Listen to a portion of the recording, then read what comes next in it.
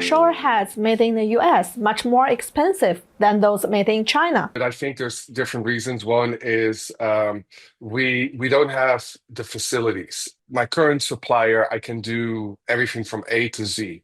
If I wanted to do it here, I would have to do injection molding with one factory. Then I had to freight it, ship it, or truck it to another facility. They're gonna have to do the plating. Then I have to truck it to another facility to do some other stuff. So even the freight or the transportation between all these facilities is going to be very expensive, very time consuming. And then I think the labor cost is also much different. America has not specialized in all these years to be a manufacturing country. I mean, it's more cost efficient, it's more efficient in general. The quality is, the quality, or there's no quality difference between, in my case, between the two, shower heads. So it's definitely for me, for as a small business like myself, manufacturing it overseas is better. But we also work with Vietnam, we work with Thailand, we work with Brazil. Your experimental results seem to differ from what the US government wants to achieve. Although many people are shouting the mega slogan, they are not willing to bear the corresponding cost increase. Do you think this means that using tariffs to bring manufacturing back to the US is unfeasible? I'm not a tariff expert, so I don't know what the right method is to bring back manufacturing. But what I do know is that,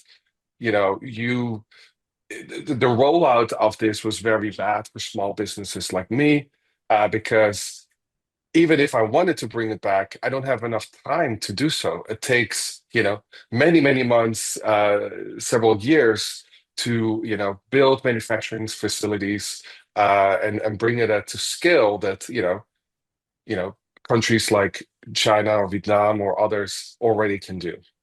Based on your observation, in your own industry, is maintaining a globalized production model also beneficial to the economic development of the US? Yeah, I do think so, because let's say in my case, I have no other option than to manufacture it in the United States.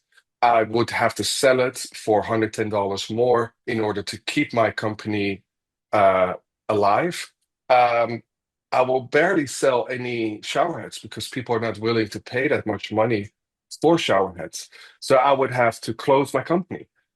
So I have 30, employees here in the United States. I would have to lay them off. So I think a lot of people would lose their jobs if we are going against globalized economy. Earlier this month, China and the US agreed to roll back tariffs on each other's goods for an initial 90-day period.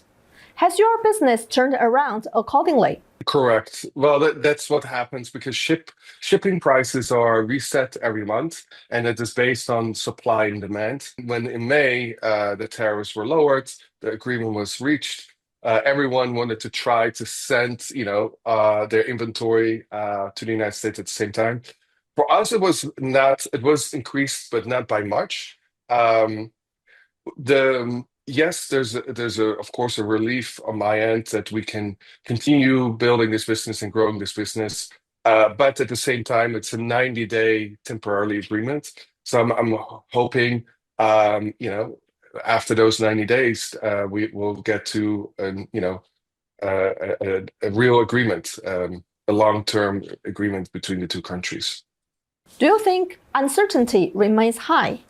What steps, if any, are you taking to ensure that you are prepared for the uncertainties in the economic and trade relationships between China and the US? The uncertainty remains high because for me as a small business owner, it's hard to plan ahead.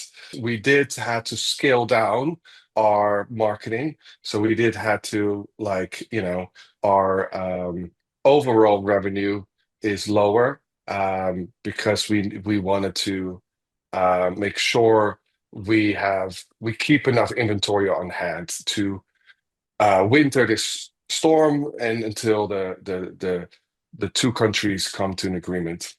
I have hope. I think Yes, I have. I do think both countries want to make an agreement, want to make this, want to work this out. And I think it's both countries know it's in the best interest for everyone to make an agreement.